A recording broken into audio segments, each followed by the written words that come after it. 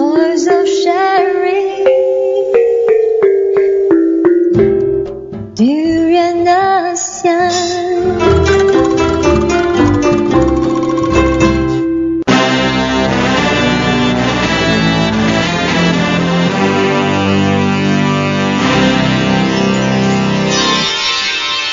ASEAN Dailies. First and foremost news from Southeast Asia. Good morning, everybody. Welcome to DurianASEAN. You are with Grace at ASEAN Dailies, where we deliver all the news from Southeast Asia as well as from Malaysia, locally and internationally. So now we have continuing the news from yesterday regarding the Rohingya community on the boat. Now, who's helping those people right now is Philippines. So they said the country is open to sheltering up to 3,000 boat people from Myanmar and Bangladesh, as other Southeast Asian countries rejected these refugees. Well, this is quite a shameful statement when it comes to ASEAN image and reputation, because the Philippines is also one of the ASEAN regional countries where Thailand, Indonesia, and Malaysia have already rejected in helping those people who are just have been floating on the boat for nearly 3 months. So, according to Communications Secretary Hamino Coloma Jr., he also denied a newspaper report that he said the Philippines will push back to sea these boat people in a humanitarian crisis that has alarmed the United Nations. And also in the statement, Coloma pointed out that the Philippines signed the 1915 Convention relating to the status of refugees. So according to UN, it described this one as the key legal document in defining who is a refugee, their rights, and the legal obligation to states.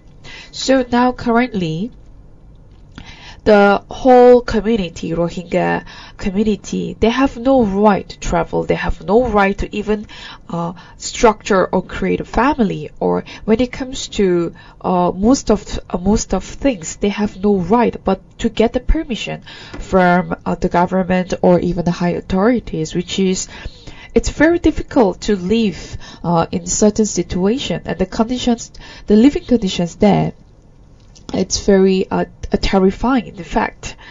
So it was also said by Coloma that by signing the 1951 Convention, the Philippines manifested its solidarity with the UN in providing successor and relief to persons involuntarily displaced from their homeland as a consequence of political conflict. So according to them, they also continue by saying that they will not stop but continue to do our share in saving these lives under existing and long-standing mechanisms to pursue to our commitments under convention. So hopefully by giving the helping hands from the Philippines, we would continue to save and also to take that immediate actions on these Rohingya people. And also in addition to this news, UN chief voices growing concern over migrant crisis. So this is one of the hot topics in Southeast Asia for the past 10 days. And of course, not only UN but also EU, US and UK, they have expressed their concerns over this Rohingya community issues that's been going on. So UN Secretary General Ban Ki-moon, he expressed that he was increasingly concerned by this humanitarian crisis sparked by these refugees started in boats in Southeast Asia. And he said he will offer help from the United Nations. Also, Ban said he had spoken by phone with the prime ministers of Malaysia and also Thailand, while his deputy Jen Eliasson had discussed the crisis with the ministers from Bangladesh and Indonesia.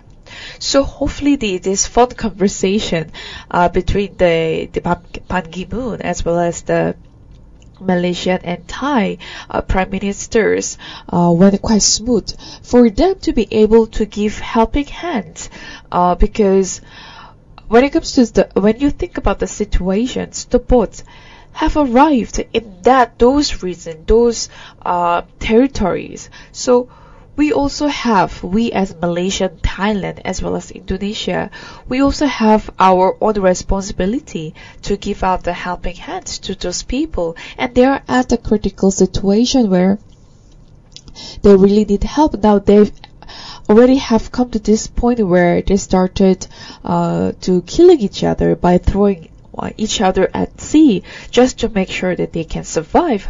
So it's one of their own survival strategy right now, and it will only get worse if there's no helping hands from all these nations in ASEAN.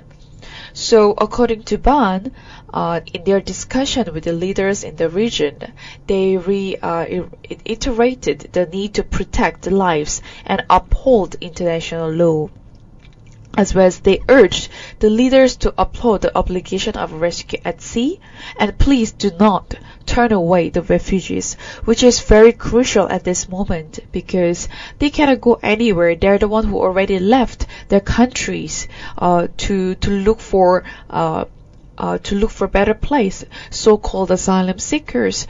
So there is no way that they will go back to their home countries because they were not treated equally or even as human beings in their home countries, and that they are moving away and they are treated just like how they were treated in the home countries, but this time at sea.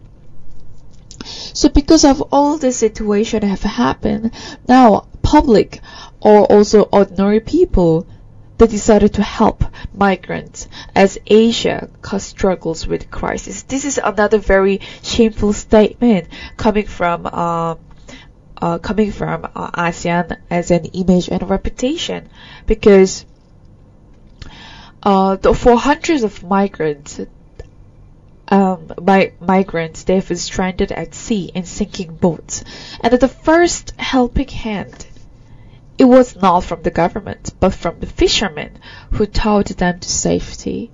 So imagine all the people there, they were rejected by Thailand and Malaysia and Indonesia.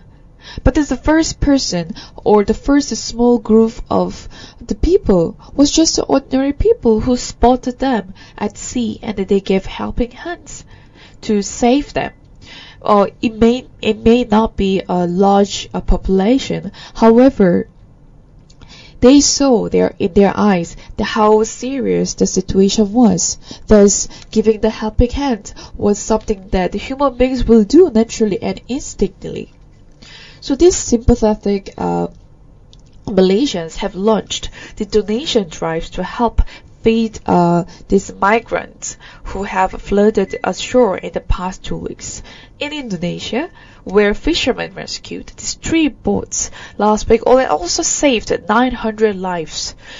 Villagers have donated clothing and home-cooked meals. So this was also mentioned in our discussion yesterday at our Monday Morning Matters, where as much as it looked like there was no helping hands at all from government or higher authorities. However, these ordinary people who are just getting angrier and angrier, even the citizens of ASEAN, they decided to form a small platform to give out the helping hands.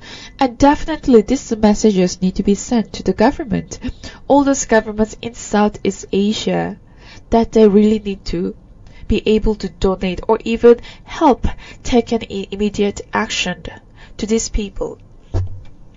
So this aid group estimate that there are thousands more migrants who fled persecution in Myanmar and also poverty in Bangladesh. And when you think of the Rakhine state in Myanmar, this is one of the poorest city around the world, perhaps the second poorest city, and the people are there very desperate, frustrated, and they always shout for thirst and hunger. And these people are who really need help. As much as we had ASEAN Summit in April, and when it comes to AEC, ASEAN Economic Community, and all the other the plans, they have been already announced. They look very promising. However, where is this mechanism or policies or regulations when it comes to helping these Rohingya people? They are still part of ASEAN, even though they're chased or they decided to leave their country due to a lot of unavoidable circumstances. But they should have a helping hand within ASEAN, and ASEAN needs to help them first, beforehand, before anyone else from any other countries. So these people, they really need prompt actions to be able to help and also save from the sea. So we have a lot more news from Southeast Asia, and also to continue with this boat issue. There is a additional news to this where Thailand arrested suspected trafficker. And also the ministers to meet regarding this boat crisis. So they suspected the kingpin of human trafficking network, which was just yesterday, and it was the latest bust in a crackdown on people smuggling that has triggered a humanitarian crisis on the region seas. So these foreign ministers of Thailand, Malaysia, and Indonesia will meet in Kuala Lumpur tomorrow to discuss how to tackle this trafficking after the clampdown led criminals to abandon boats crammed with thousands of migrants rather than risk landing on Thai shores. And these Rohingya Muslims from Myanmar, they have arrived in the waters of Indonesia and Malaysia, and also many thousands more migrants remain adrift at the moment. So Myanmar blamed the neighbors looking for cheap labor for encouraging the flow of illegal migrants after coming under pressure to stop all this persecution of Muslims that has led many to flee, and only to find themselves the victim of traffickers. And those people, they are doing this for their own survival mechanism.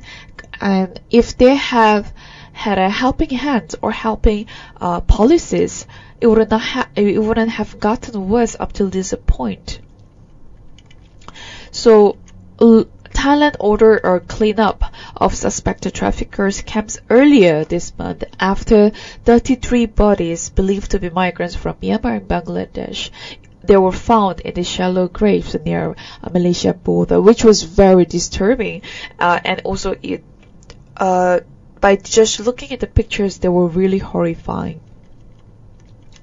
People who are just stranded at sea, this news, not only to just to send out the news to public, but there also should be actions taken to help them who are at the sea. And in Malaysia, which says it has already taken in the 120,000 illegal migrants from Myanmar. And Malaysia, in fact, holds the one of the largest refugees in our nations. But they also said that the Myanmar, to deal with this crisis, it said it may call an emergency meeting of ASEAN as soon as possible. But also, the Myanmar does not deny the fact that it's also the Southeast Asians' responsibility partially to help all these Rohingya people. So now the responsibilities, you talk about that term, it's just pushed by one nation to another nation, which is pretty much unfair.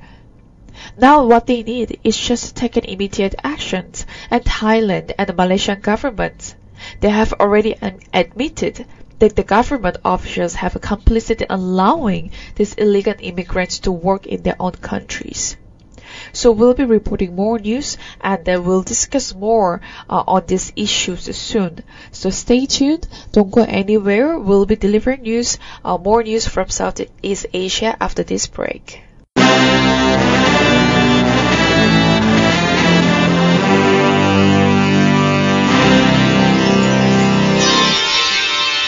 ASEAN Dailies, First and the foremost news from Southeast Asia.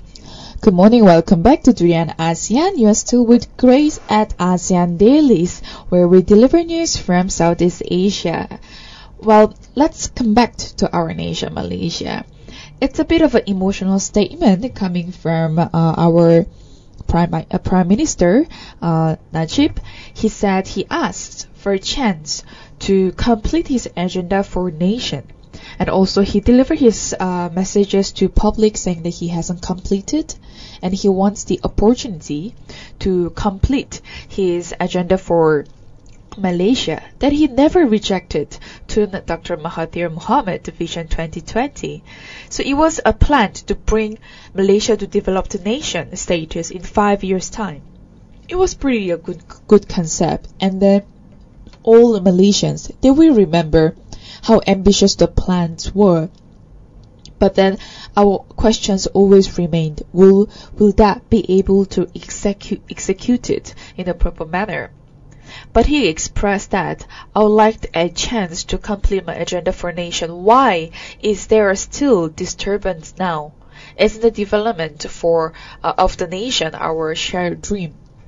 Of course, when it comes to Malaysia, and when you talk about economical growth here, of course, this is something that we always want to achieve for better economical state, and then to be able to pay all those employees the equal amount for what we are working. But it seems that with all this, even after the BRIM money was used to buy rice, milk, sugar, and clothes for the children, people are still struggling with this BRIM, which is One Malaysia People's Aid. It's still that there was still a disagreement, but it was about helping people. So, according to Prime Minister of Malaysia, he gave such opportunities and such schemes to public for them to be able to have a better lifestyle and better living conditions. However, does that really happen to public? That's another question. And he also expressed that I could not carry out other plans as they were inappropriate and not possible.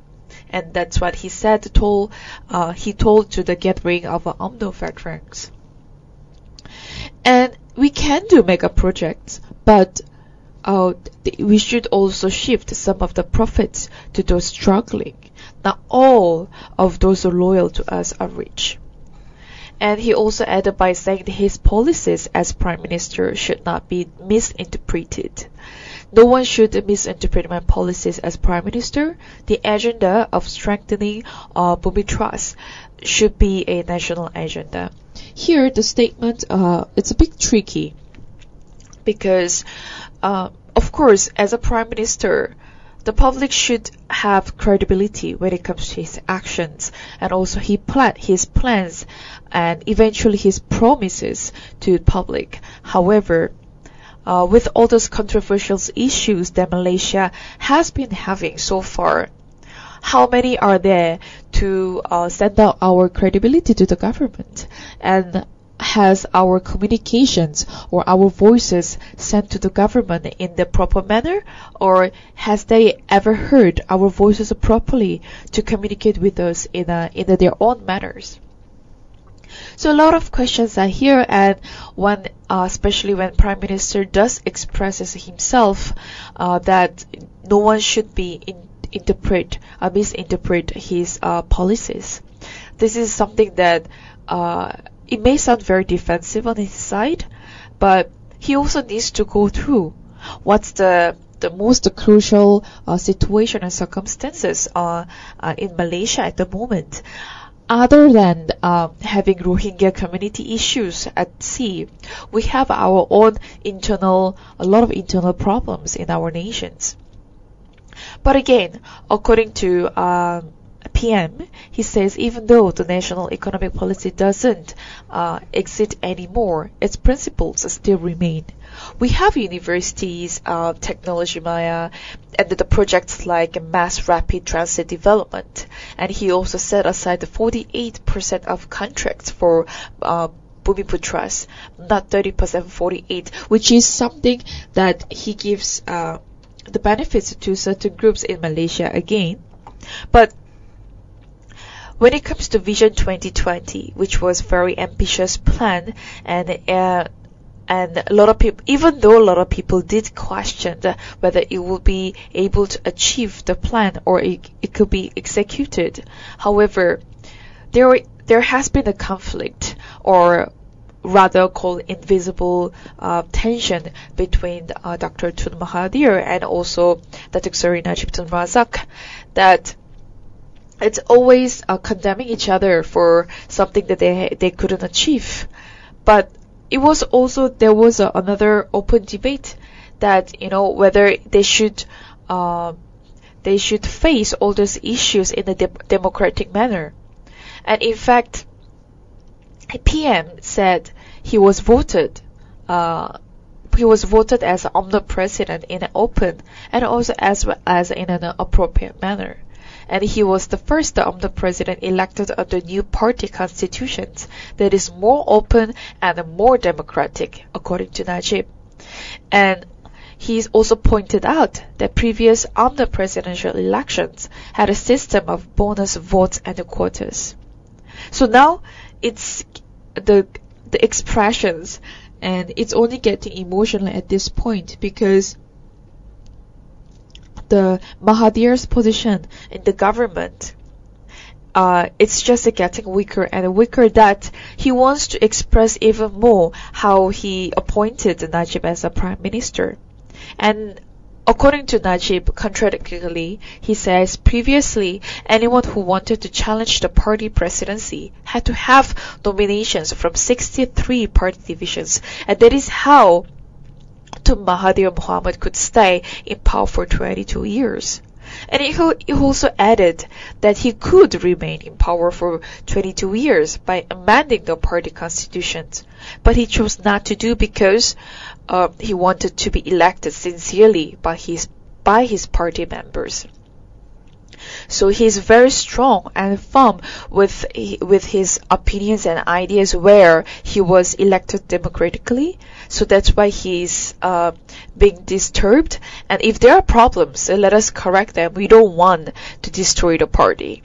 So this also clearly shows that he is not willing to step down from the government at the same time. He still says he will do his best for the party and the nation, and then he will carry on his duties in the cabinet and the party Supreme Council.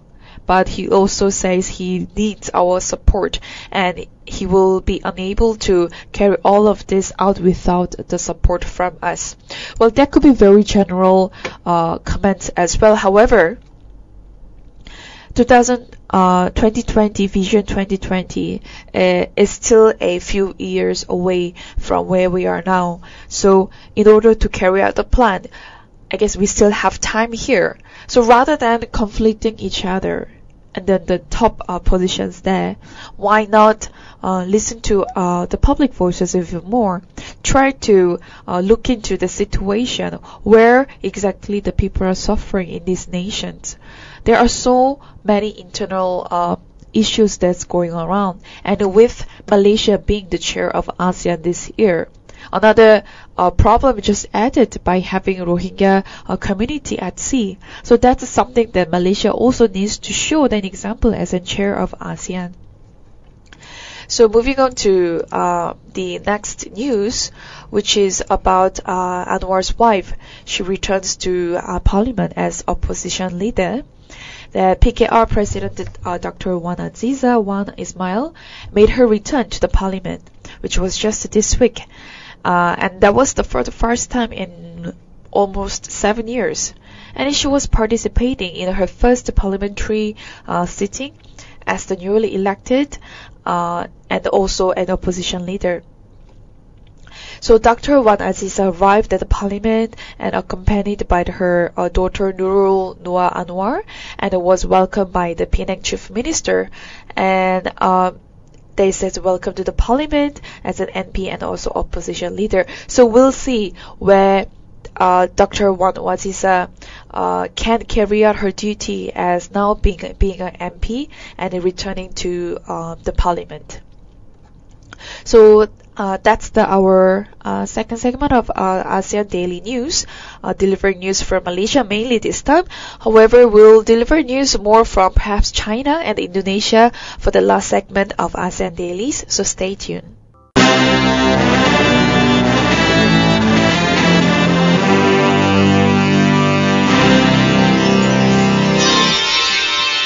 ASEAN Dailies. First and foremost news from Southeast Asia. Welcome back to DurianASEAN, and you are with Grace at ASEAN Dailies, and this is our last segment of daily news. Well, let's start with China. So Chinese hackers stealing digital information from guess where?